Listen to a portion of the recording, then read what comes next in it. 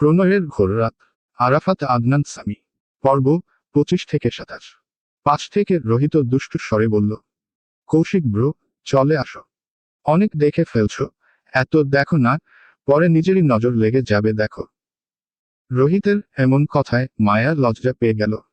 এদিকে রোহিতের কথা শুনে কৌশিক হালকা রাগ করে তেড়ে গেল। তবে রে, কৌশিক কে তেড়ে আসতে দেখে রোহিত সঙ্গে সঙ্গে উল্টো দিকে ঘুরে দৌড় দিল। তাদের এমন কাণ্ড দেখে মায়া মুচকি হাসল, অতঃপর ব্যস্ত হয়ে গেল নিজের কাছে। প্রায় 10 মিনিট পর, তখন সকাল ঠিক 9টা 15। টেবিলে থাকার কথা ছিল শুধু কৌশিক আর রোহিতের, কিন্তু সেটি আর হলো না। কারণ আজ মায়া একা হাতের রান্না সব করছে, এই খবর মাহিমা চৌধুরীর নিজের মুখে বলে সবাইকে রুম থেকে ডেকে এনে টেবিলে বসিয়েছেন। মাহিমার কথা শুনে রুবিনা পাটোয়ারি প্রথমে বিশ্বাসই করতে পারেননি। মায়া একা হাতের রান্না, নিজের মেয়েকে ঘরে হাজারবার ডাকলেও রাগে চোখ লাল করে ওঠে। কথা শুনিয়েও যার দিয়ে কাজ করানো যায় না, সেই মেয়ে নাকি পাটোয়ারি ছেড়ে আজ চৌধুরী বাড়ির সব সদস্যের জন্য 12 পদের রান্না করেছে। অবিশ্বাস ভরা চোখ নিয়ে তিনি নিচে নেমে এলেন। নিচে এসে যা দেখলেন তাতে আরো হতবাক হয়ে দাঁড়িয়ে রইলেন। টেবিল জুড়ে থালা বাসন সাজানো, আর তার মধ্যে রাখা সুগন্ধে ভরপুর খাবার, আর এক সাইডে তার মেয়ে মায়া দাঁড়িয়ে। চৌধুরী বাড়ির সবাই তখন টেবিলে বসে গেছে। তাদের সাথে বসে আছেন রুবিনা পাটোয়ারিও। কিন্তু তার মুখে কোনো কথা নেই, শুধু বিস্ময় বড় বড় চোখ মেলে তাকিয়ে আছেন নিজের মেয়ের দিকে। মার চোখে যখন সেই বিস্ময়ে ধরা পড়ল, তখন ঠোঁটের কোণে দুষ্টু হাসি ঝিলিক দিয়ে উঠল। ধীরে ধীরে মায়ের কাছে এগিয়ে গিয়ে কানের কাছে ঝুঁকে মৃদু স্বরে বলল, কি হলো আম্মু, এমন করে কি দেখছো, শুনি। রুবিনা পাটোয়ারি ভ্রু কুঁচকে মার দিকে তাকালেন। এই সব কিছু তুই রান্না করেছিস? মায়া ঠোঁটের কোণে মুচকি হাসি টেনে বলল, কোনো সন্দেহ আছে নাকি? মায়ের মুখে অবিশ্বাসের ছাপ এখনো রয়ে গেছে। তিনি আড়ালে মায়ের কান হালকা চিমটি কেটে নিজের দিকে টেনে নিলেন। কই, আমাদের তো কখনো এত খাবার কি বলি একটা সামান্য ডিম ভাজেও ঠিকমতো ভেজে খাওয়াসনি। আর আজ এখানে 12 পদের রান্না। মায়া হালকা চোখ টিপে জবাব দিল, তাহলে আজ মন ভরে খেয়ে নাও আর চেকে নেও আম্মু, নিজের মেয়ের হাতের স্বাদে ভরা সুস্বাদু খাবার। রুবিনা পাটোয়ারি আবারও কানে টান দিলেন, এবার একটু বেশি জোরে।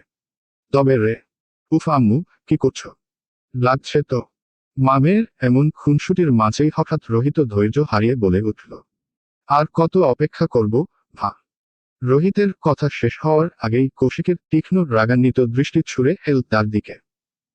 চোখে সেই দৃষ্টি পড়তেই রোহিত হকচকিয়ে গলা পরিষ্কার করে বলল, মায়া। মায়া তখন সব খাবার একে একে টেবিলে সাজিয়ে রোহিতের দিকে তাকিয়ে হালকা ভ্রু তুলে বলল, এই তো ভায়া, দিচ্ছি।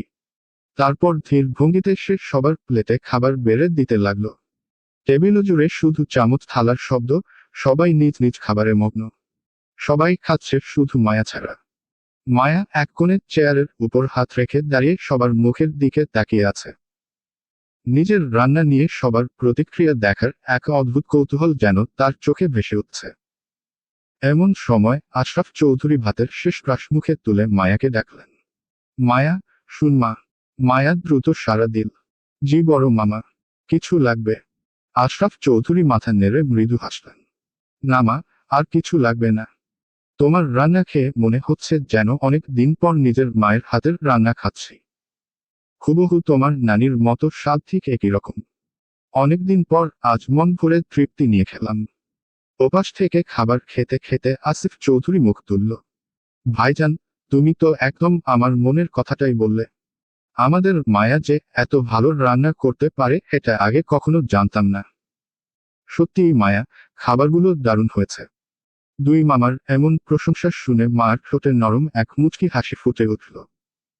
ঠিক তখনই মাহিমা চৌধুরী রুবিনা পাটোয়ারির দিকে তাকিয়ে কৌতূহলভরা স্বরে বলে উঠলেন, রুবিনা, তুমি তো কোনো দিন বলনি তোমার মেয়ে এত ভালো রান্না করতে পারে।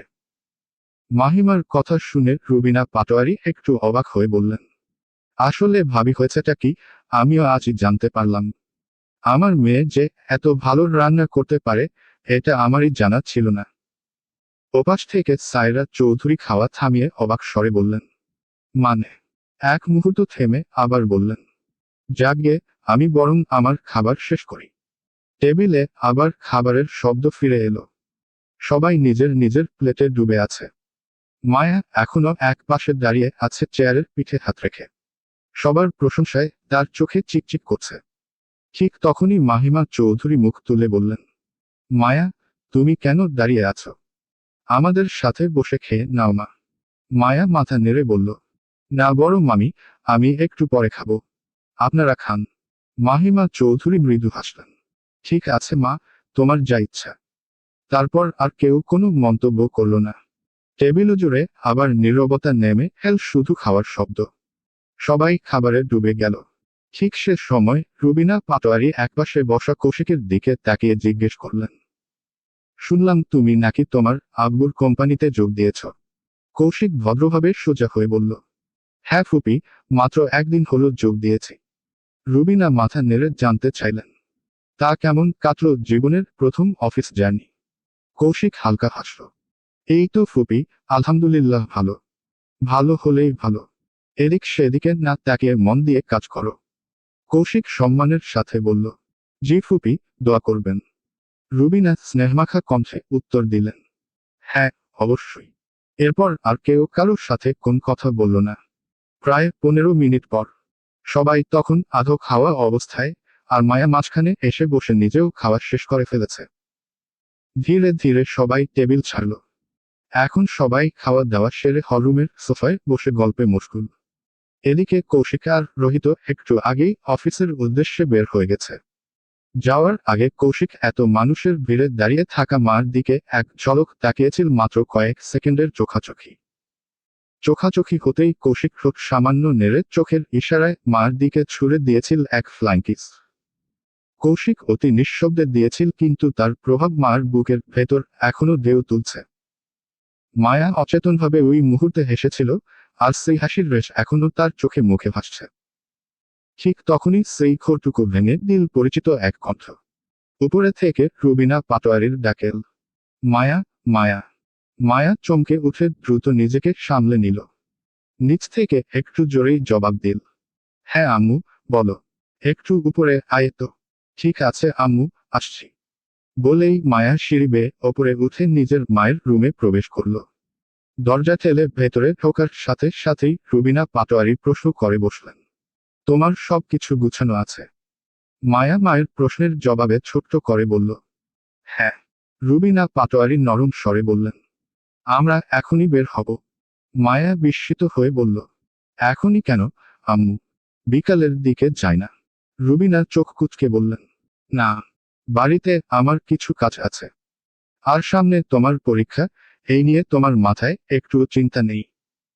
আছে আম্মু, কিন্তু। কোন কিন্তু টিন্তু নয়। ফ্রেশ হয়ে রেডি হয়ে নিচে চলে আসো।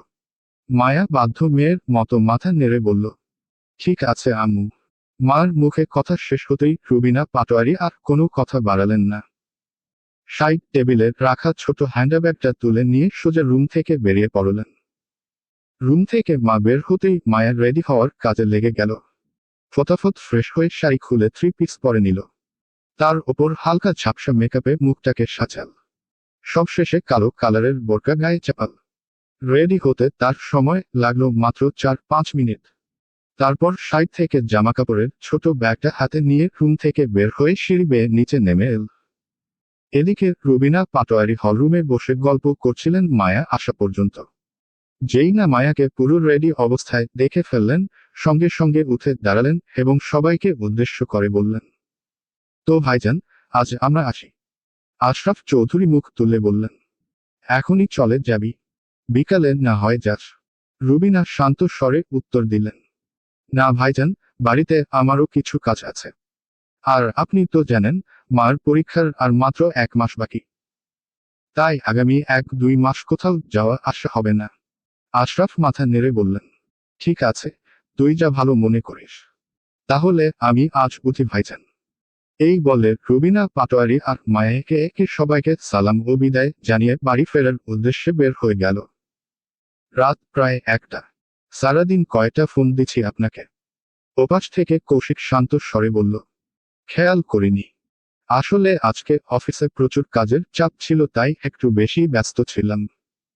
মায়া ভ্রু কুঁচকে গম্ভীর হয়ে বলল, একদম বাহানা দিবেন না বলে দিলাম। কৌশিক হালকা হাসল। মায়াকে রাগানোর জন্য বলল, আরে বাহানা দিতে যাব কেন? বিদেশ থেকে আজ 3জন বড় বড় বিজনেসম্যান মানে 3জন মহিলা আমাদের কোম্পানির সাথে ডিল সাইন করতে এসেছিল। আর এটা নিয়েই সারাদিন ব্যস্ত ছিলাম সারাদিন। মায়া একটু চোখ সরু করল, স্বরে সন্দেহ মেশানো তীক্ষ্ণতা। ও আচ্ছা আচ্ছা, বিদেশি মহিলা তাই না? হ্যাঁ। মায়া আরো কটাক্ষ ছুড়ে দিল, তাহলে তো তারা দেখতে অনেক সুন্দর ছিল তাই না কৌশিক ভাই? হঠাৎ এক প্রকার মুখ ফসকেই কৌশিক বলে ফেলল, হ্যাঁ।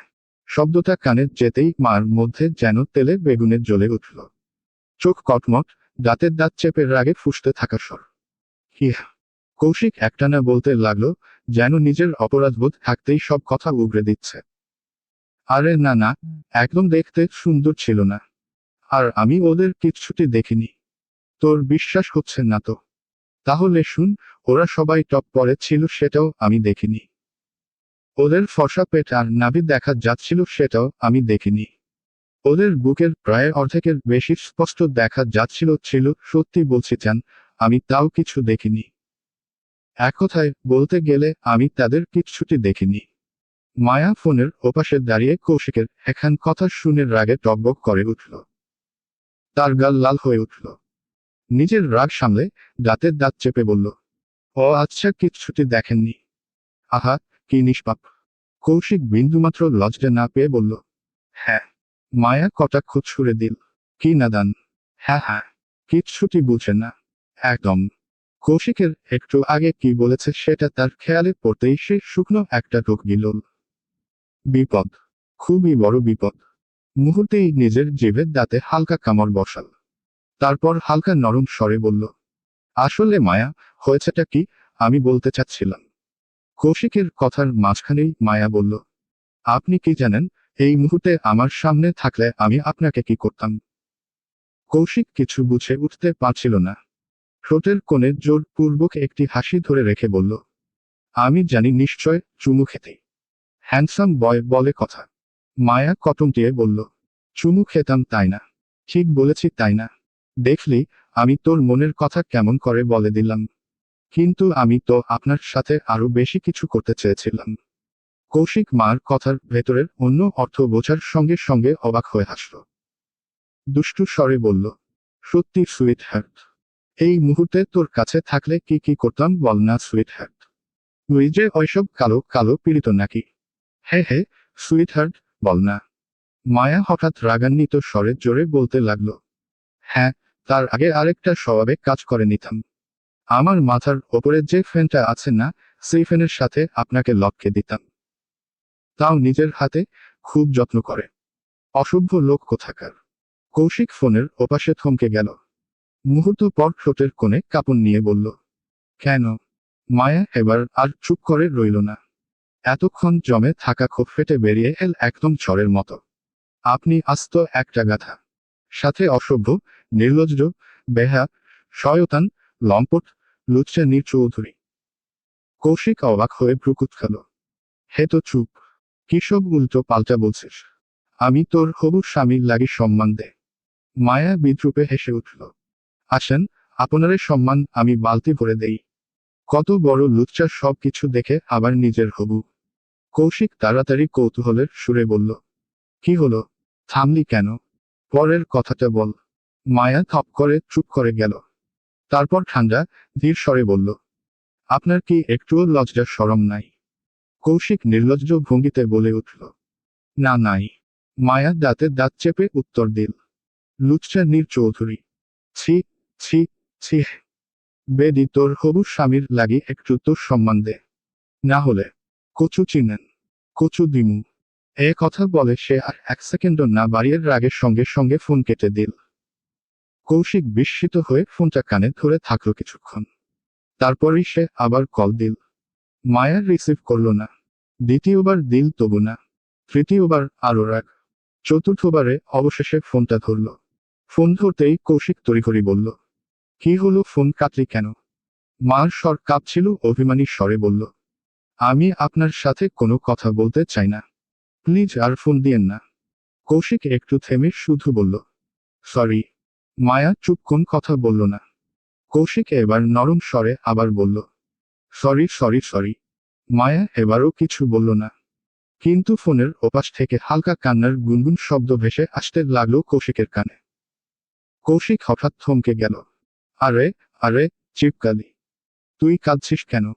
মায়া কাঁদো কাঁদো স্বরে বলল, তো কাঁদব না। আরে, ওটা আমি এমনই মজা করে বলছি। কিন্তু মার কান্না আর অভিমান মিশ্রিত অবস্থা একটু কড়া স্বরে বেরিয়ে এলো। আর একটা মিথ্যা ডায়লগ দিলে না। এখনই সব জায়গা থেকে ব্লক করে রাখবো বলে দিলাম। কৌশিক ঠোঁটের কোনায় দুষ্টু এক হাসির ঝলক ফুটিয়ে বলল, কর sweetheart, I mean block কর সুইট হার্ট। তোর স্লিম ফিগার নামে মানে তোর ফোনের যেখানে মন চায় সেখানেই ব্লক করে রাখো। ছুটানোর জন্য আমি তো আছি, নাকি? এইসব ছোটখাটো বিষয় নিয়ে কৌশিক নীর চৌধুরী কখনো ভাবে না। আর যদিও বা তুই ব্লক করে রাখিস, সব ব্লক খুলে কিভাবে ভেতরে প্রবেশ করাতে হয়, আই মিন সব ব্লক কিভাবে খুলতে হয়, তা এই কৌশিক নীর চৌধুরী ভালো করেই জানা আছে। মায়া কান্নার মাঝেই কৌশিকের কথা শুনে ভ্রু কুঁচকাল, কিন্তু এবার আর তর্ক করার মতো শক্তি নেই। আগের মতোই শব্দহীন গুনগুন কান্না চলতেই থাকল। ফোনের ওপাশে সেই ভাঙা নিঃশ্বাসের শব্দ কৌশিকের হৃদয়ে অস্থিরতা ছড়িয়ে দিল। সে বলল, আরে ধ্যাত, বাচ্চাদের মতো কান্না করছিস কেন? আমি সত্যি বলছি, কোন মহিলা ডিল সাইন করতে আসে নাই। আমি তো জাস্ট তোকে একটু রাগানোর জন্য বলছিলাম। তোর বিশ্বাস না হলে তুই তোর ছোট মামাকে ফোন করে জিজ্ঞেস করে সব জেনে নে যা। মায়া কান্নায় ভেজা স্বরে বলল, দরকার নেই কাউকে ফোন করার। এখনো রাগ করে আছিস? মার কোনো উত্তর নেই, শুধু নিঃশ্বাসে ভাঙা কান্নার ধ্বনি। কৌশিক অসহায় গলায় আবার বলল, আরে ইয়ার আর কান্না করিস না, সরি সরি সরি সরি, আর কতবার বলবো? আর এমন মজা করব না, সরি। মায়া এবার একটু গভীর শ্বাস নিয়ে চোখের পানি ওনা দিয়ে মুছল। তারপর অভিমান জমা কণ্ঠে বলল, এতবার ফোন করার পর আপনি ফোন ধরেন না দেখে আমি কত ভয় পাইছিলাম আপনি তা জানেন। এরপর থেকে সবসময় ফোন সাথে রাখবেন। আর আমার ফোন আসলে সাথে সাথে রিসিভ করবেন, ওকে? না হলে আমি কিন্তু আপনার সাথে আর কখনো কথা বলবো না বলে দিলাম। অনেক ভালোবাসিস আমায়। কৌশিকের এমন কথা শুনে কান্নার মাঝে মায়া লজ্জায় ধুমরে পড়ল। কিন্তু মায়া কোন উত্তর দিল না। কৌশিক আবার বলল, কি হলো, কিছু বলছিস না কেন? অনেক ভালোবাসিস আমায়। মায়া লজ্জায় এবার একটু মুখ খুলল, জানি না। তাহলে ভালোবাসিস না? জানি ন। কৌশিক ভ্রকুচকে বলল, তাহলে কি জানিস? এটা জানি যে এখন থেকে আপনি সবসময় ফোন কাছে রাখবেন যাতে আমি ফোন দিলে সাথে সাথে রিসিভ করবেন, ওকে? কৌশিক হেসে ফেলল, তার কণ্ঠে উষ্ণতার ছোঁয়া। ওকে আমার চিপকালি ম্যাডাম মনে থাকবে। কিন্তু আমার উত্তর? কি হলো, কিছু বলছিস না কেন? অনেক ভালোবাসিস আমায়। মায়া লজ্জায় এবার একটু মুখ খুলল, জানি না। তাহলে ভালোবাসিস না? জানি ন। কৌশিক ভ্রকুচকে বলল, তাহলে কি জানিস? এটা জানি যে এখন থেকে আপনি সবসময় ফোন কাছে রাখবেন যাতে আমি ফোন দিলে সাথে সাথে রিসিভ করবেন, ওকে? কৌশিক হেসে ফেলল, তার কণ্ঠে উষ্ণতার ছোঁয়া। ওকে আমার চিপকালি ম্যাডাম মনে থাকবে। কিন্তু আমার উত্তর? কৌশিকের কথা শুনে মায়া একটু ভ্রুকুচকাল। কিসের উত্তর? ফোনের ওপাশে কৌশিকের গলা নরম সুরেলা, অনেক ভালোবাসিস আমায়। হঠাৎ প্রশ্নে মার গাল লাল হয়ে উঠল। লজ্জা পেলেও সে তা আড়াল করতে অদ্ভুত দুষ্টু স্বরেই বলল, কিছু বললেন কৌশিক ভাই? ওপাশে কৌশিক ভ্রুকুচকাল। বলছি যে ভালোবাসিস আমায়। Hello hello. কি হলো মায়া? আমার কথা শুনতে পাচ্ছিস না? হ্যাঁ। কি হলো? কথা বলছেন না কেন কৌশিক ভাই? আরে চিপকালি। ওদিকে মায়া ফোনের ওপাশে মুচকি মুচকি হাসছে। শুনেও না শোনার ভান করে যাচ্ছে। কিছু বলছেন আপনি? আমি তো শুনতেই পাচ্ছি না। হ্যাঁ তো, মনে হয় নেটওয়ার্ক প্রবলেম। কৌশিক ঠিক সেই মুহূর্তেই কিছু বলতে যাচ্ছিল, কিন্তু তার আগেই মায়া কলটা কেটে দিল। এক মুহূর্ত বাকরুদ্ধ হয়ে রইল কৌশিক। তারপর ধীরে ধীরে ঠোঁট কামড়ে হাসল। গভীর স্বরে ফিসফিস করে বলল, কতদিন কতদিন পালামি? একদিন না একদিন আমার খাঁচায় বন্দি তো তোকে হতেই হবে, মায়া। কৌশিক ঠিক যেই আবার মায়াকে কল দিতে যাবে এমন সময় হঠাৎ দরজা ঠেলে ঘরে ঢুকলো রোহিত। ঢুকতে ঢুকতেই জিজ্ঞেস করলো, ভাইয়া, তুমি অফিস থেকে কখন আসলে? কৌশিক হালকা মুচকি হাসল। এই তো একটু আগে। তুই কখন আসলি? আমি তো ভাইয়া মাত্রই আসলাম। তা আজ এত দেরি কেন? তুই আজ একটু কাজের চাপ বেশি ছিল। বুঝলাম। আচ্ছা, যা রুমে গিয়ে আগে ফ্রেশ হো। আমিও হব। রোহিত সঙ্গে সঙ্গেই প্রশ্ন করল, হ্যাঁ যাব। কিন্তু ব্রো, তুমি এতক্ষণ আগে এসে এখনো ফ্রেশ হওনি কেন? কৌশিকের ঠোঁটের কোণে দুষ্টু হাসি। এমনি। রোহিত চোখ শুরু করল। এমনি। নাকি মার সাথে ইতিস্ফিতি? বাকিটা আর বলতে দিল না কৌশিক। তৎক্ষণাৎ গম্ভীর হয়ে উঠল সে। যাবি নাকি আমার হাতে গরম গরম মায়ের খাবি? রোহিত সাথে সাথে বলল, আরে আরে যাচ্ছি তো। নিজে ইতিস্ফিসিত করবে আর আমি বললেই দোষ। তবে রে, যা এখান থেকে। বাকিটা শেষ করতে হলো না। রোহিতের পলায়নের গতি দেখে মনে হলো 3 সেকেন্ডও নেয়নি রুম ছাড়তে। এক দৌড়ে নিজ রুমে ঢুকে দরজা বন্ধ। কৌশিক হেসে মাথা নাড়ল। মনে মনে বলল, পাগল। তারপর আলমারি থেকে একটা তোয়ালে নিয়ে ফ্রেশ হতে ওয়াশরুমে ঢুকল। অনেকক্ষণ পর ওয়াশরুম থেকে বের হলো কৌশিক। সাদা টি শার্ট আর কালো পাতলা ট্রাউজারে যেন আরো পরিপাটি লাগছিল তাকে। ভেজা চুলগুলো তোয়ালে দিয়ে মুছে আঙুলে টেনে 3-4 ইঞ্চি লম্বা চুল একটু স্টাইল করে নিল। অফিসে নানা রকম খাওয়া দাওয়ায় পেট ভরানো, কিন্তু ক্লান্তির শরীরের প্রতিটা কোণে জমে আছে। ওয়াশরুম থেকে বের হতেই বিছানার নরম গদিটা যেন তাকে ডাকছিল। কোনো কিছু না ভেবেই বিছানার ওপর ঢলে পড়ল কৌশিক। বালিশে মুখ রাখা মাত্রই সারাদিনের ক্লান্তি তাকে গ্রাস করল যেন।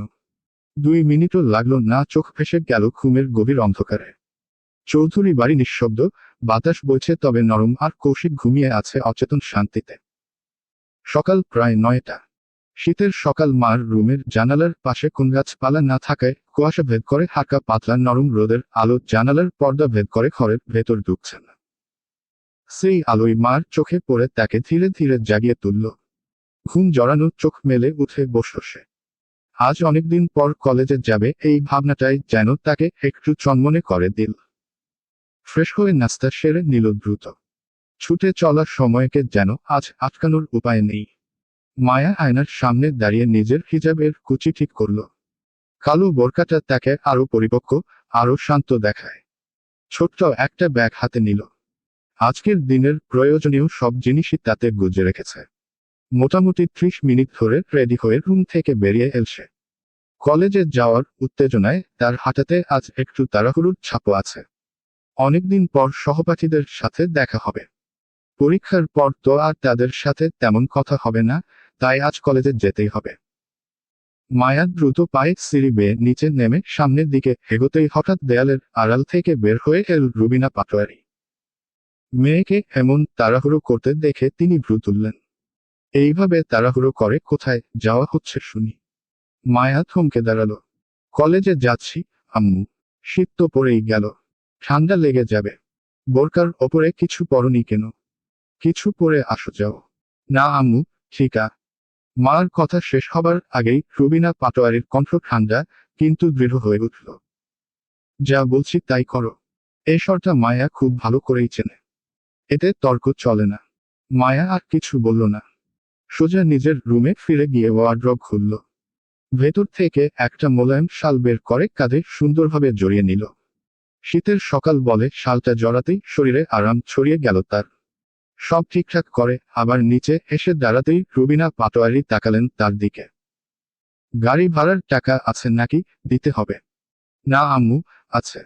ঠিক আছে, তাহলে যাও। আর হ্যাঁ, সাবধানে যেও। মায়া নরম স্বরে বলল। ঠিক আছে আম্মু। মায়ের কাছ থেকে বিদায় নিয়েই মায়া বাড়ির দরজা পেরোল।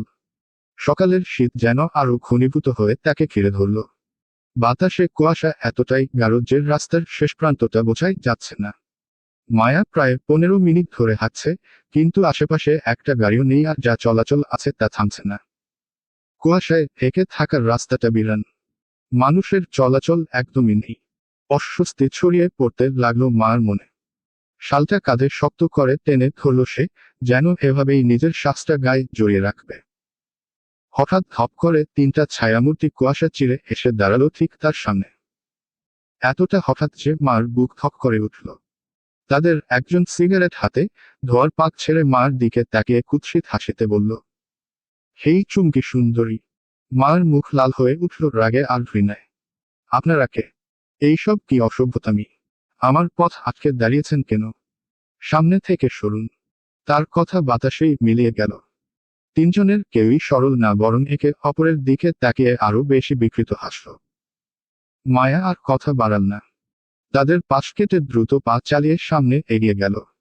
কিন্তু ঠিক তখনই তার পেছনে থেকে সুরেলা, কিন্তু ভয়ঙ্কর বিদ্রুপ মাখা গলায় গান শুরু হলো। চুমকি চলেছে একলা পথে, সঙ্গী হলে দোষ কি তাতে? রাগ করো না, সুন্দরী গো। রাগলে তোমায় লাগে আরো ভালো। পেছনে থেকে আবার আরেকটা কণ্ঠ ভেসে এলো। একটা ভয়ঙ্কর স্বর। হেই চুমকি, এই শীতের সকালে সঙ্গী ছাড়া একা একা কোথায় যাচ্ছ? আমাদেরও তোমার সঙ্গে না সুন্দরী। বেশি কিছু চাই না এই শীতের মিষ্টি সকালে, শুধু একটু সঙ্গ চাই তোমার। সাথে সাথেই আরেকজন সিগারেটের টান দিয়ে ধোঁয়া উড়িয়ে বলল, হেই সুন্দরী, হবে নাকি এক ম্যাচ? আর তারপরই তিনজন মিলে অট্টহাসিতে ফেটে পড়ল। সেই হাসি যেন কুয়াশা চিরে মার চারপাশে বিষতের মতো পেঁচিয়ে ধরল। এমন নোংরা কথা কান পর্যন্ত পৌঁছাতেই মার ভেতরটা হঠাৎ করে জ্বলে উঠল রাগে, আর সাথে সাথে ঢুকে গেল অসহ্য ঘৃণা। শালটা সে শক্ত করে বুকের সাথে চেপে ধরল, যেন এভাবেই নিজেকে অশুচি দৃষ্টির হাত থেকে আড়াল করতে পারবে। সে সব শুনল, প্রতিটা শব্দ ছুরির মতো গায়ের ভেতর বেঁধে গেল। কিন্তু সাহস হলো না পেছনে ঘুরে তাকানোর। ভয় যেন গলা পর্যন্ত উঠে এসে হাত পা ঠান্ডা করে দিল। মায়া হাঁটার গতি বাড়িয়ে দিল। তার প্রতিটা পদক্ষেপে তাড়াহুড়ো, আতঙ্ক আর সামান্য আশা, কাউকে না কাউকে যদি সামনে দেখা যায়। কিন্তু কুয়াশার বুকে ছাড় মতো তিনটি ফিগার আবার সামনে গিয়ে দাঁড়িয়ে পড়ল। মার পথ পুরোপুরি আটকে গেল। মায়া এবার সত্যি থমকে দাঁড়ালো। তার গলা কাঁপছে, নিঃশ্বাস ভারী, চোখে আতঙ্কের ছাপ স্পষ্ট। ভয়ে ভয়ে মায়া কোনো মতে শব্দ বের করল, দেখুন আপনারা যা করছেন মোটেও ভালো কাজ করছেন না। প্লিজ, দয়া করে আমার পথ ছাড়ুন। তিনজনের একজন ঠোঁট বাঁকিয়ে এগিয়ে এলো। চোখে কুৎসিত ঝিলিক নিয়ে বলল, যদি না ছাড়ি তো? মায়া ভয় পেলেও গলা শক্ত রাখার চেষ্টা করল, আমি কিন্তু লোক জড়ো করতে বাধ্য হব। ছেলেটা ব্যঙ্গ করে চারপাশ তাকালো। এখানে তো কেউ নেই, কাকে ডাকবি? কুয়াশাও তো আমাদের পক্ষেই আছে, সুন্দরী। এই যে কিভাবে তোমাকে আমাদের নজরে খুলে আর বাকি সবার নজর থেকে আড়ালে। এ কথা বলতেই পাশ থেকে আরেকটা ছেলে হাত বাড়িয়ে মার কাঁধে ছোঁয়ার চেষ্টা করল। কিন্তু মায়া আর অপেক্ষা করেনি, তার হাত ছটকায় বাতাস কেটে গিয়ে চপাত করে বসে গেল ছেলেটার গালে। থাপ্পড়টা এত জোরে ছিল যে ছেলেটা একটু টলতে টলতে পেছনে সরে গেল। তার চোখে অবিশ্বাস, মুখে জ্বালা, মেয়েটা যে এমনটা করবে তা সে ভাবতেই পারেনি। মায়া কাঁপতে কাঁপতে গলা উঁচু করে বলল, একদম আমাকে ছোঁয়ার চেষ্টা করবেন না। এর পরিণতি কিন্তু খুবই খারাপ হবে বলে দিলাম। আরেকটা ছেলে তখন রাগে চিৎকার করে উঠল, কি বললি তুই? বলেই সে বজ্রের মতো ঝাঁপিয়ে এসে মার হাতটা শক্ত করে চেপে ধরল। এত জোরে যে মার মুখ বিকৃত হয়ে গেল ব্যথায়। ছাড়ুন, ছাড়ুন বলছি আমার হাত। মায়া যন্ত্রণায় ছটফট করতে লাগলো, চেষ্টা করলো ছেলেটার হাত থেকে নিজের হাত ছুটিয়ে নিতে। কিন্তু সে পেরে উঠল না। আতঙ্কে তার কণ্ঠ কাঁপতে লাগলো। কেউ আছেন? প্লিজ, আমাকে সাহায্য করুন। কেউ আছেন? এই পশুদের হাত থেকে আমাকে কেউ বাঁচান। তার ভয়ার্ত চিৎকার নীরব রাস্তায় গুমরে গুমরে প্রতিধ্বনিত হলো। কুয়াশা যেন আরো ঘন হয়ে চারদিকে নেমে এলো, যেন পৃথিবী তাকে গিলে ফেলতে চাইছে। ঠিক তখনই যাকে মায়া মুহূর্ত আগে থাপ্পড় মেরেছিল, সে রাগে ফুঁসতে ফুঁসতে সামনে এগিয়ে এল। এক মুহূর্তে মার শাল ধরে টেনে নিল, আর এক টানে সেটা নিয়ে রাস্তার পাশে ছুঁড়ে ফেলল। চাদরটা মাটিতে পড়তেই মায়া শিউরে উঠল। শীত নয়, ভয় তার পুরো শরীর গ্রাস করল। ছেলেটা মুখের কাছে মুখ এনে দাঁত চেপে বলল, তুই আমাকে থাপ্পড় মারলি? আমাকে? তুই জানিস আমি কে? এর শাস্তি তোকে পেতেই হবে আজই আর এখনই। তার চোখ দুটো হিংসায় লাল হয়ে আছে, যেন মুহূর্তেই ঝাঁপিয়ে পড়ে সবকিছু ছিন্নভিন্ন করে দেবে। মায়া ছেলেটার কথায় একদম ভেঙে পড়ল। চোখে পানি জমে উঠল, গলা কাঁপতে লাগলো। এমনটা করবেন না, প্লিজ আমাকে যেতে দিন। কিন্তু ছেলেগুলো মার কোনো কথা শুনল না। তারা আরো কাছে আসছে, আরো হিংস্র, আরো অমানবিক হয়ে উঠছে। মায়া ছটফট করতে করতে চিৎকার করতে লাগলো, বাঁচান, প্লিজ কেউ আছেন, আমাকে বাঁচান। তার চিৎকার কুয়াশার দেয়ালে গিয়ে দমে গেল। রাস্তা নিস্তব্ধ, কেউ নেই, শুধু তিনটে নেকড়ের মতো চোখ তার ওপর ক্ষুধার্ত দৃষ্টিতে ঝুঁকে আছে। ঠিক সেই মুহূর্তে ছেলেটা যখন মায়ের গালে হাত তোলার জন্য হাত উঠাল, মায়া চোখ শক্ত করে বন্ধ করে নিল। ভয়ে তার ঠোঁট কেঁপে উঠছে। পরের মুহূর্তে কি হবে সে ভাবতেই পারছে না। আর ঠিক তখনই ধপ, চারদিক হঠাৎ বিকট এক ধ্বনিতে কেঁপে উঠল। মায়া চমকে গেল, শরীর জমে গেল ভয়ে আর বিস্ময়ে।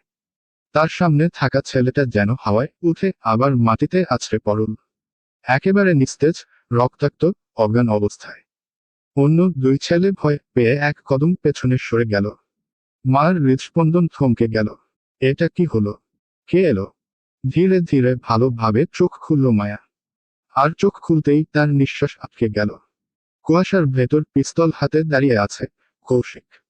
চোখে আগুন, মুখে কঠিন ছায়া, শরীরের প্রতিটি ভঙ্গিতে অটুট দৃঢ়তা। তার দৃষ্টি ছেলেগুলোর ওপর একবার পড়তেই যেন চারপাশের বাতাস ভারী হয়ে উঠল। মায়া কাঁপতে কাঁপতে তার দিকে এক পা বাড়াতেই হঠাৎ পাশ থেকে একটা ছেলে চাপিয়ে এলো। পকেট থেকে ছুরি বের করে ছট করে মার গলায় চেপে ধরল। ছুরি গলায় ঠেকতেই মার দম বন্ধ হয়ে আসছিল। মায়া একটু কেসে উঠল। ছেলেটা কৌশিকের দিকে তাকিয়ে দাঁত চেপে গর্জে উঠল, একদম, একদম আমাদের কাছে আসার চেষ্টা করবি না, না হলে এর গলায় এখনই ছুরি বসিয়ে দেব। ভয়ে মার শরীর কাঁপছে আর কৌশিকের চোখ দুটো নিঃশব্দ আগ্নেয়গিরির মতো জ্বলছে।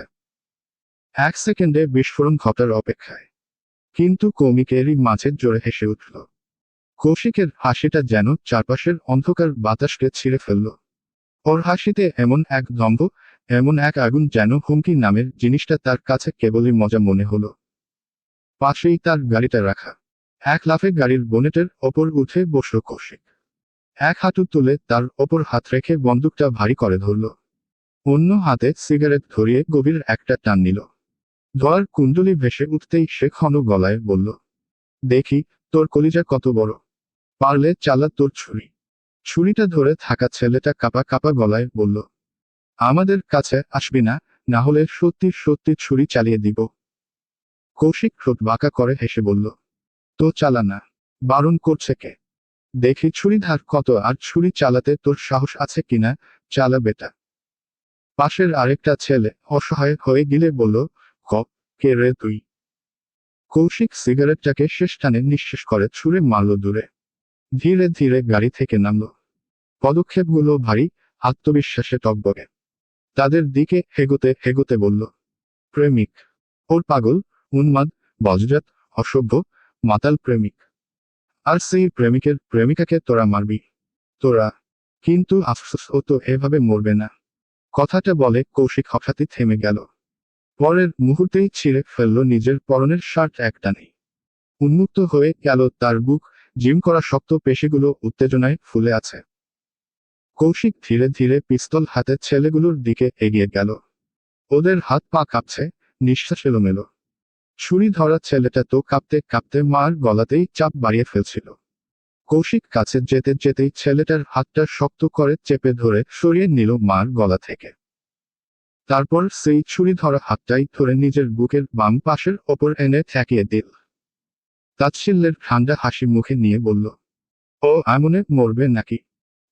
জন ছেলেই কাপা গলায় বলল, তা তা তা তাহলে। কৌশিক আরো এক কদম এগিয়ে গিয়ে গর্জে উঠল, ওর প্রাণ তো এখানে, আমার এই বুকে। ছুরি চালাতে হলে এখানে চালা, আমার বুকে চালা, দেখবি ও এমনিই মরে যাবে। মায়া কৌশিকের কথা শুনে হতবাক। সে জানে তার জন্য কৌশিক পাগল, কিন্তু এতটা ভয়ে, অবাক হয়ে, আবার অদ্ভুত এক নিশ্চিন্ততায় তার চোখ ভরে উঠল পানিতে। রাস্তার একপাশে দাঁড়িয়ে কুচকুচে হয়ে সে যেন ছোট হয়ে গেল। কৌশিক আবার হেসে উঠল ঠান্ডা, ধারালো হাসি। কি হলো, তোর হাত কাঁপছে কেন? এভাবে হুন্ডামি করলে হবে বেটা। এখন ভয় পাচ্ছিস কেন? ছেলেটার হাত থেকে ছুরিটা প্রায় পড়ে যাচ্ছিল। তার পুরো শরীর কুঁকড়ে গেছে ভয়ে। কৌশিকের চোখে চোখ রাখতেই সে তরপায় মাথা নামিয়ে ফেলল। কৌশিক কিছুক্ষণের জন্য থমকে দাঁড়ালো। তার চোখ মুখ রাগে লাল নেভে আসা আগুনের মতো জ্বলছে। পরের মুহূর্তেই গর্জে উঠল, চালা ছুরি, না হলে তোদের মাথার খুলি এখানেই উড়িয়ে দিব। কথাটা বলে একটু থামল, অতপর রাগান্বিত স্বরে আবার বলল, রাস্তাঘাটে মেয়েদের নিয়ে মজা করার অনেক শখ তোদের, তাই না? এখন যদি তোদের এই ছুরি দিয়েই তোদের মজা করার জিনিস উধাও করে দিই। এই কথা শুনতেই পাশের ছেলেটা ভয় কেঁপে উঠল। তার মুখ সাদা হয়ে গেছে। হঠাৎই সে কৌশিকের পায়ে লুটিয়ে পড়ল।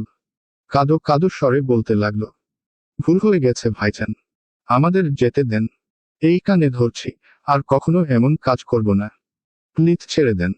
তার কথার মাঝেই মায়া মুখ তুলে বলল, কণ্ঠ কাঁপছে ক্ষোভে, না কৌশিক ভাই, একদম ছাড়বেন না ওদের। ওরা আমাকে খুব বাজে নোংরা কথা বলেছে, আমাকে খারাপ ভাবে স্পর্শ করার চেষ্টা করেছে। মার একটাই বাক্য আর কৌশিকের ভেতরের সবটা নিয়ন্ত্রণ যেন ভেঙে গেল। একজন তো আগেই গুলিবিদ্ধ হয়ে অচেতন হয়ে পড়ে আছে, বাকি দুজনের উপর শুরু হলো তাদের আসল দুঃস্বপ্ন। কৌশিক আর সময় নিল না, ইচ্ছামতো একের পর এক ঘা বসাতে লাগলো। ছেলে দুটোর নাক মুখ দিয়ে গড়িয়ে পড়ছে গরম রক্ত। তারা জনেই ছটফট করতে করতে শেষের রাস্তায় লুটিয়ে পড়ল। তাদের গোঙানি থেমে এলো, নিঃশ্বাস ভাঙা ভাঙা। কৌশিক আবারও ঘুষি তুলল, এই আঘাতটা গেলে হয়তো তারা আর উঠতেই পারত না বা মরেই যাবে। ঠিক তখনই মায়া ছুটে এসে কৌশিকের হাত শক্ত করে চেপে ধরল। কাপা আতঙ্কিত কণ্ঠে বলল, আর কত মারবেন, মরে যাবে তো। কৌশিক রক্তে উঠা চোখে ছেলে দুটোর দিকে তাকালো। তার বুক ওঠানামা করছে দ্রুত, রাগের আগুনে যেন দপদপ করছে সে। এরা তোকে নোংরা কথা বলেছে, তোকে ছুঁয়েছে, ওদের তো এবার মরতেই হবে। সে গুলি করার জন্য পিস্তলটা তুলতেই মায়া হঠাৎ ছুটে এসে তার হাত শক্ত করে ধরে ফেলল। কাপা কিন্তু দৃঢ় কণ্ঠে বলল, কি করছেন এসব? অনেক হয়েছে কৌশিক ভাই, যা মারার দরকার ছিল তার চেয়ে বেশি মেরেছেন। 5-6 মাস তো ওরা হসপিটালের বিছানা থেকে উঠতেই পারবে না। মার একটু থামল, তারপর কৌশিকের দিকে তাকিয়ে বলে উঠল, প্লিজ আপনি এবার শান্ত হন। মার এই কথাগুলো শুনতাই কৌশিকের রাগ যেন মোমের মতো ধীরে ধীরে গলে পড়ল। সে গভীর নিঃশ্বাস নিল। তার চোখের আগুন একটু নরম হলো শুধু মার জন্য। কৌশিক হাঁটু গেড়ে বসে পড়ল ছেলে দুটোর কাছে। জনের গাল হাত দিয়ে শক্ত করে চেপে ধরে নিজের দিকে কাছে টেনে নিল। এক এক করে স্পষ্ট হুমকিস্বরের চেয়ে গভীর গলায় বলল, আজ মার জন্য তোদের ছেড়ে দিচ্ছি, না হলে এতক্ষণে তোদের সবাইকে উপরে পাঠিয়ে দিতাম। ছেলে দুটো সন্ত্রস্ত চোখে তাকিয়ে আছে, কাঁপছে আর হাঁপাতে হাঁপাতে শ্বাস নিচ্ছে। কৌশিক মুখটা আরো কাছে এনে বলল, টেক্সট টাইম থেকে কোনোদিন যদি একটাবারও কোনো মেয়ের সাথে অসভ্যতামি করিস, আর সেটা যদি আমার চোখে পড়ে, তাহলে সেই দিনই তোদের শেষ দিন হবে। মনে করবি সেই দিন তোদের বাঁচানোর মতো কোনো মানুষ জন্মায়নি এই দুনিয়ায়। তোদের মুখটা চিনে রাখলাম, মনে রাখিস নেক্সট টাইম নেই। বলেই কৌশিক উঠে দাঁড়ালো। শরীরে আগের সেই দাপট, তবুও কণ্ঠে এক অদ্ভুত শান্তি ফিরে এসেছে। দাঁড়ানোর সঙ্গে সঙ্গে পকেট থেকে কিছু টাকা বের করে রক্তাক্ত শরীরে থাকা ছেলেদের মুখের উপর ছুঁড়ে দিল।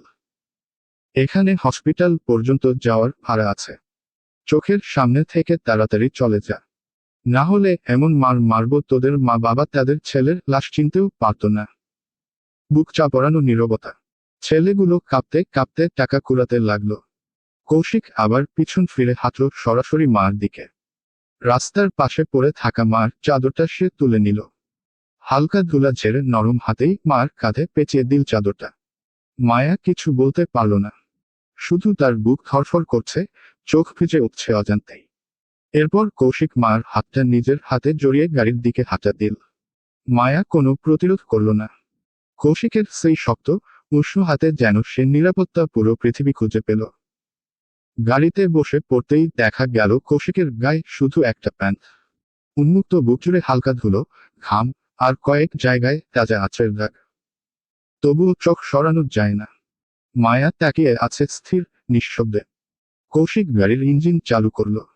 শীতের কুয়াশায় তার গাঢ় শ্বাস নরম ধোয়ার মতো ফুটে উঠছে। হঠাৎ সে বলে উঠল, কি হলো? এমন করে কি দেখছিস? মায়া চমকে উঠল, তবে চোখ ফিরিয়ে নিতে পারল না। গলা শুকিয়ে আসছে তার। আমতা আমতা করে বলল, "আ- আপনার তো এই সময়ে অফিসে থাকার কথা ছিল, কিন্তু আপনি এখানে এই সময়ে?"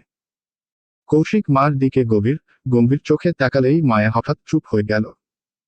হৃদয় যেন থেমে গিয়েছে, কিছু বলতে পারছে না। কৌশিকের ধমকানো স্বর বলল, তোর বাড়িতে গাড়ি নেই? মায়া হঠাৎ কেঁপে উঠল, হাতটা লুকিয়ে ধরে অল্প আওয়াজে বলল, "ধ ধমকাচ্ছেন কেন?" কৌশিকের চোখ থেকে সরাসরি ধমকের ঝলক লাফ দিয়ে মার মনে পৌঁছালো। আবারও সে একই স্বরে বলল, যা বলেছি তার উত্তর দে। মার গলা কাঁপতে কাঁপতে মুখে এল, আছে। তাহলে গাড়ি ছাড়া বের হলি কেন? মায়া কিছুটা হচকা স্বরে মুখ খুলল, উই আসলে কি? মায়া অবশেষে গভীর নিঃশ্বাস নিয়ে বলল, আরে আমার কথাটা তো শুনুন।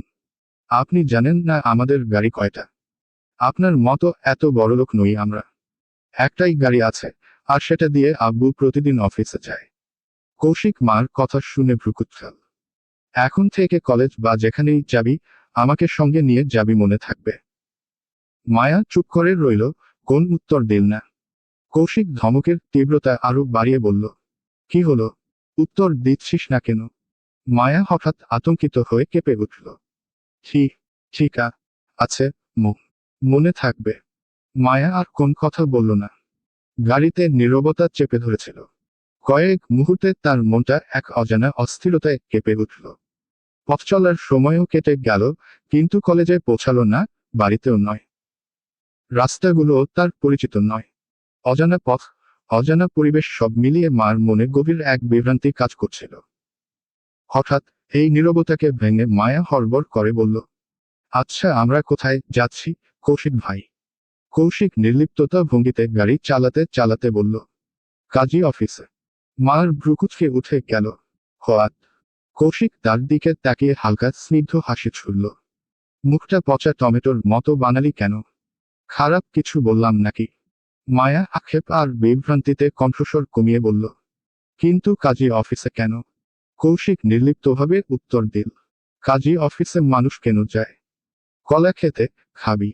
মায়া ভ্রুকুচকে প্রশ্নের উত্তর দিল, অসভ্য, কাজী অফিসে বিয়ে করতে যায়।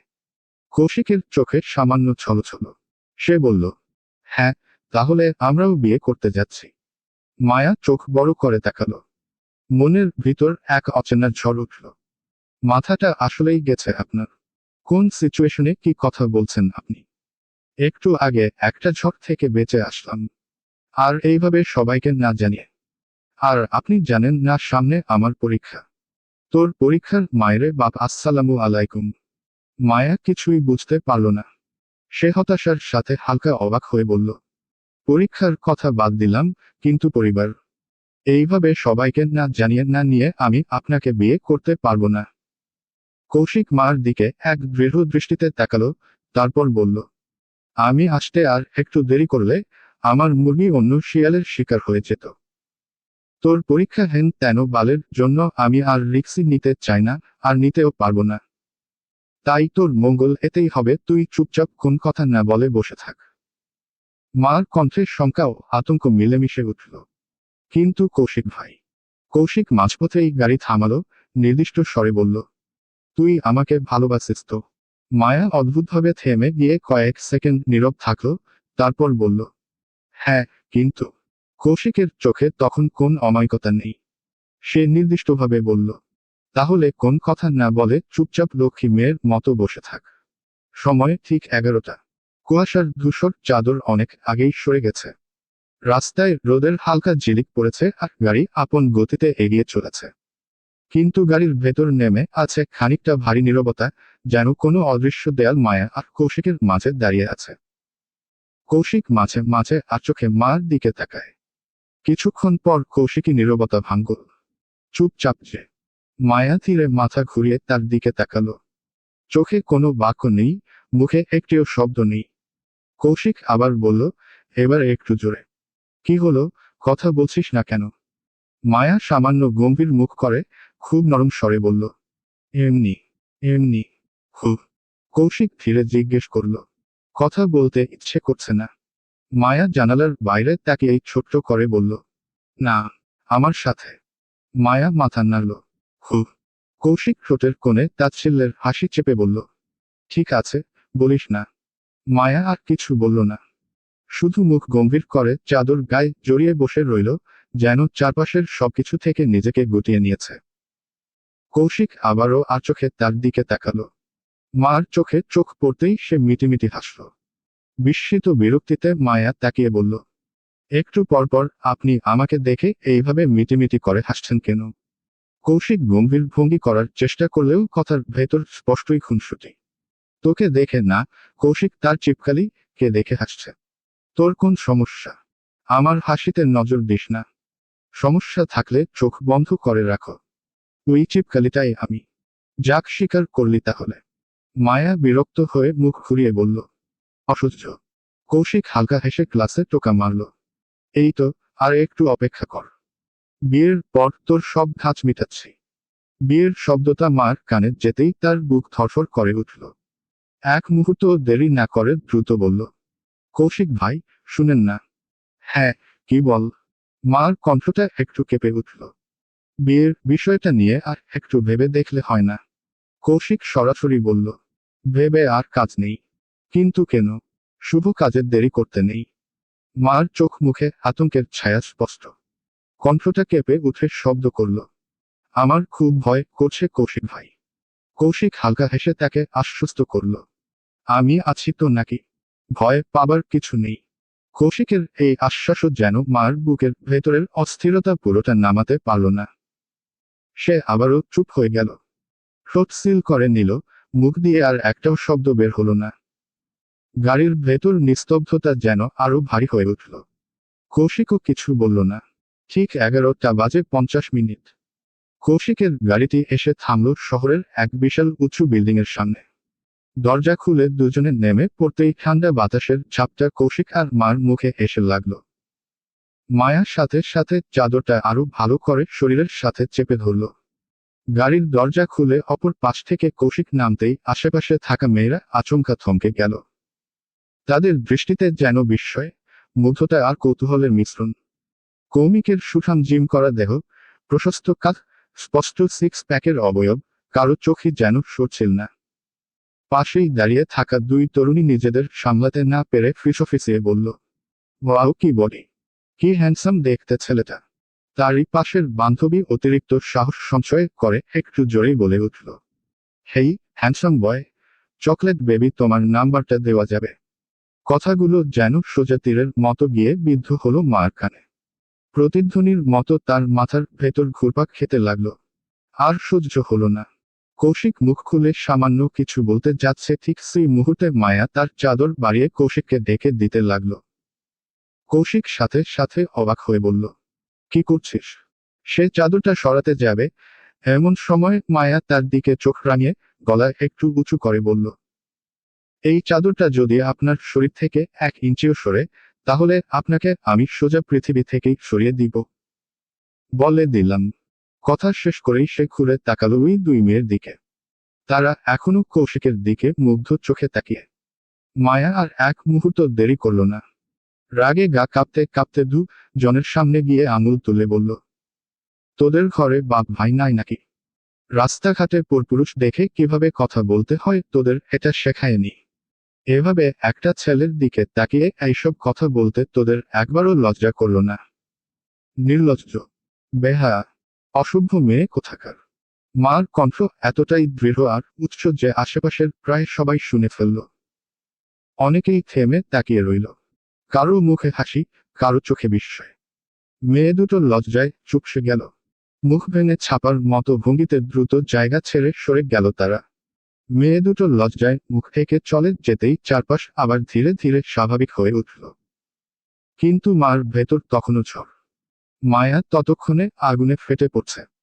আর কৌশিক, সে দাঁড়িয়ে আছে নির্বাক, এক হাতে চাদর চেপে ধরে, আর মুখে এমন অদ্ভুত হাসি যেন পরিস্থিতির ভেতর লুকিয়ে থাকা আদুরে ভালোবাসা সে পুরোপুরি উপভোগ করছে। মায়া করা চোখে তাকাতেই সে দ্রুত চোখ সরিয়ে নিল, কারণ সে জানে এই মেয়েটার রাগে আগুন ধরালে সেই শেষমেশ পুড়ে ছাই হয়ে যাবে। কৌশিক কিছু বলার আগেই মায়া মুখ খিচে গম্ভীর গলায় বলল, আপনাকে আমি। কথা আটকে গেল তার, কিন্তু রাগে লাল হয়ে থাকা মুখ দেখে কৌশিক বিস্মিত। পরক্ষণেই ঠোঁট কামড়ে দুষ্টু হেসে ফেলে সে। জেলাস, বহুত জেলাস। মায়া আরো চটে উঠে বলল, আপনার জেলাসের গোষ্ঠী। আপনি আমার সাথে কথা বলবেন না? আমি কেন কথা বলবো না? এখানে আমার কি দোষ শুনি? কথাটা বলে কৌশিক উদাস ভঙ্গিতে হাত ভাঁজ করল। মায়া যেন বিস্ফোরিত হলো। তো আপনার দোষ না? খালি গায়ে দাঁড়িয়ে ছিলেন কেন? ও আচ্ছা, আচ্ছা। মেয়েদের নিজের বডি আছে তা দেখানোর জন্য, তাই না? ছেলেদের এইসব চালাকি আমি খুব ভালো করেই জানি। কৌশিক বিরক্ত হয়ে মাথা চুলকাল। তোকে বাঁচাতে গিয়ে না আমার স্বার্থ। তার কথা আর শেষ করতে দিল না মায়া। ঝাঁঝালো স্বরে বলে উঠল, এখন বাহানা দিবেন না একদম। এক্সট্রা একটা শার্ট গাড়িতে রাখা যায় না? ভুল জারি হোক না কেন ঘুরে ফিরে সরি ছেলেদেরই বলতে হয়। কৌশিক সেটা ভালো করে বুঝতে পারল। কথাগুলো ভাবতেই কৌশিক এবার হেসেই ফেলল। মাথা নেড়ে ধীরে ধীরে মায়ের কাছে এগিয়ে এলো। নরম, শান্ত স্বরে বলল, সরি জান, আর এমন ভুল আর হবে না। এবার শান্ত হোক, এখন থেকে একটা নয়, দুটো করে শার্ট রাখবো, খুশি? মায়া কোন উত্তর দিল না। কৌশিক আবার বলল, সরি বললাম তো চান। মায়া আর চোখে তাকিয়ে বলল, ঠিক আছে, ঠিক আছে। বলেই মায়া মায়া উল্টো দিক দাঁড়ালো। কি মনে করে বিল্ডিংটার একটু উপরের দিকে তাকালো সে। উঁচু, বিশাল বড়। ঠিক তখনই তার দৃষ্টি আটকে গেল পঞ্চম তলায় ঝুলে থাকা সাইনবোর্ডটায়। বড় বড় অক্ষরে লেখা, কাজী অফিস। সেই শব্দ দুটো চোখে পড়তেই মার পদক্ষেপ থেমে গেল। বুকের ভেতর ধুকপুকানি যেন এক লাফে বেড়ে গেল। গলা শুকিয়ে এল। মনে মনে বিড়বিড় করে উঠল সে, তাহলে কি সত্যি আজ আমরা এখানে বিয়ে করতে এসেছি? তাহলে কৌশিক ভাই গাড়িতে এতক্ষণ মজা করেননি? সত্যিই আজ আমরা বিয়ে করতে চলেছি। কথাগুলো ভাবতেই তার পায়ের তলায় জমিন কেমন যেন নরম হয়ে এল। চারপাশ যেন কেঁপে উঠল অস্থিরতায়। ঠিক তখনই কৌশিক নরম স্বরে বলে উঠল, এই যে হ্যালো ম্যাডাম। পাবলিক প্লেসে দাঁড়িয়ে আর নাটক না করে ভেতরে ঢুকে আমাকে উদ্ধার করুন, প্লিজ। মায়া মুখটা কুঁচকে তাকালো একবার। বিরক্তি নাকি লজ্জা, কে জানে। কোনো উত্তর দিল না। শুধু সোজা মাথা নিচু করে হাঁটা ধরল বিল্ডিংয়ের ভেতরের দিকে। আর কৌশিক তার সাথে সাথে, এক পা পিছিয়ে নয়, বরং মার হাঁটার তালে তালে হাঁটছে কৌশিক। তারা জন ভেতরে পা রাখতেই ঠান্ডা মার্বেল ফ্লোরে শব্দ তুলে এগিয়ে গেল লিফটের দিকে। লিফটের সামনে গিয়ে দাঁড়াতেই কৌশিক চারপাশে তাকালো। প্যানেলে লাইট জ্বলছে না, লিফটের দরজাটাও বেশ ফাঁকা।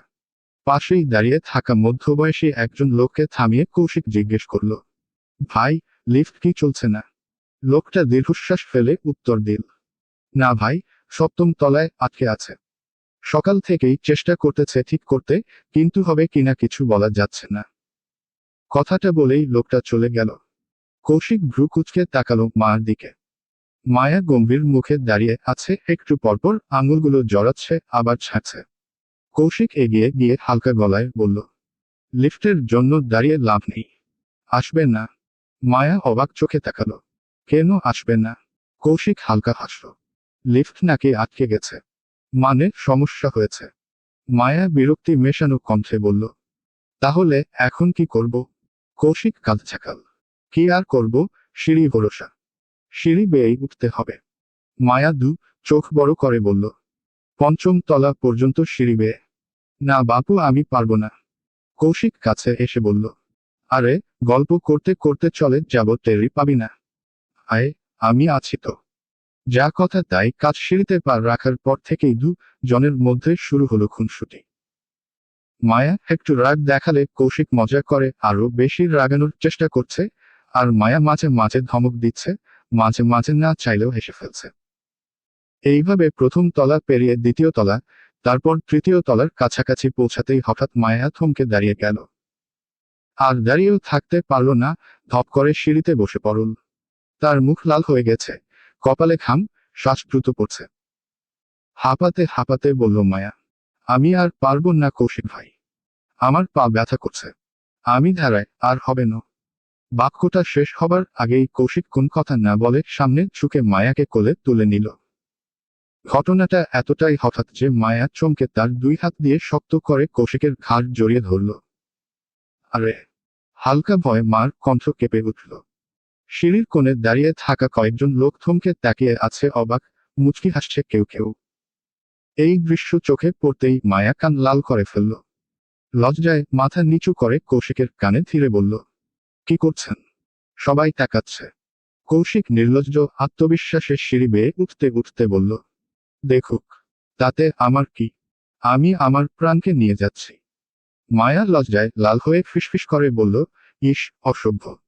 কৌশিক হেসে উঠল। তোরই তো। মায়া ভ্রু কুঁচকে বলল, কি আমারই তো? কৌশিক হালকা ঠাট্টার স্বরে ফিসফিস করে উত্তর দিল, এই যে আমি নামক অসভ্যতা।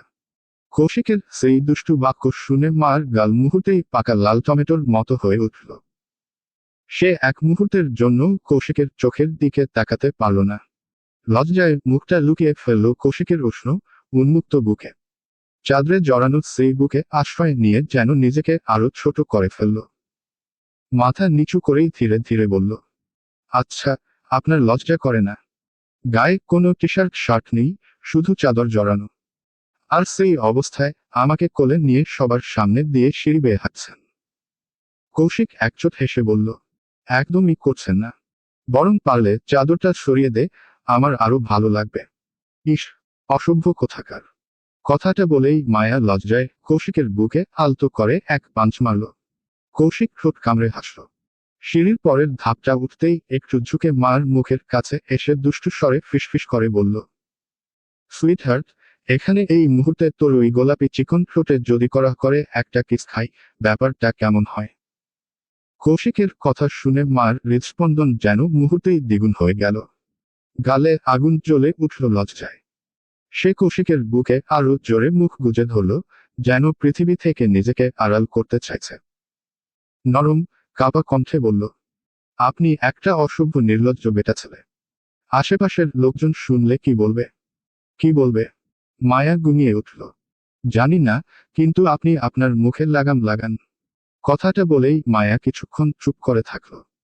কৌশিকের বুকে মাথা রাখতেই সে প্রথমবার অনুভব করল তার বুক ধুক ধুক শব্দ তুলছে। চারদিকে ঠান্ডা যেন আরো বেশি নেমে এসেছে। সিঁড়িঘরের দেওয়ালে জমে থাকা শীতলতা ধীরে ধীরে তার ত্বকে কাঁপুনি ধরিয়ে দিল। গা শিউরে উঠতেই সে কৌশিকের দিকে তাকালো। আচ্ছা, আপনার শীত লাগছে না? আমার তো ভীষণ লাগছে। কৌশিক কোনো উত্তর দিল না, বরং ভ্রু উঁচু করে দুষ্টু সুরে হঠাৎ গাইতে শুরু করল, শীত শীত ভাব। এই শীতে 4-5 বার কন্ট্রোল হারিয়ে শরীর গরম করার জন্য। মায়া, তোর ভীষণ অভাব, অসভ্য। কৌশিক আবার হাসি চেপে বলল, শীত যেন না লাগে সেই ব্যস্ততাই করতে যাচ্ছি। কিভাবে? তোকে আপন করে কাছে টেনে নিয়ে। মায়া মাথা তুলল, চোখ বিস্ফারিত। কেন? আমি কাছে থাকলে শীত লাগবে না বুঝি?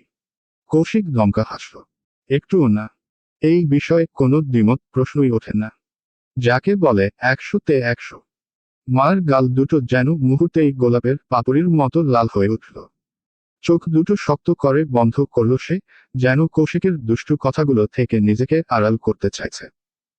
ইস, আপনি আর আপনার এই অসভ্য মুখটা বন্ধ করুন। আপনার লজ্জা শরম নেই, কিন্তু আমার আছে। কৌশিক মুচকি হেসে জিজ্ঞেস করল, ভীষণ লজ্জা বুঝি? খুব।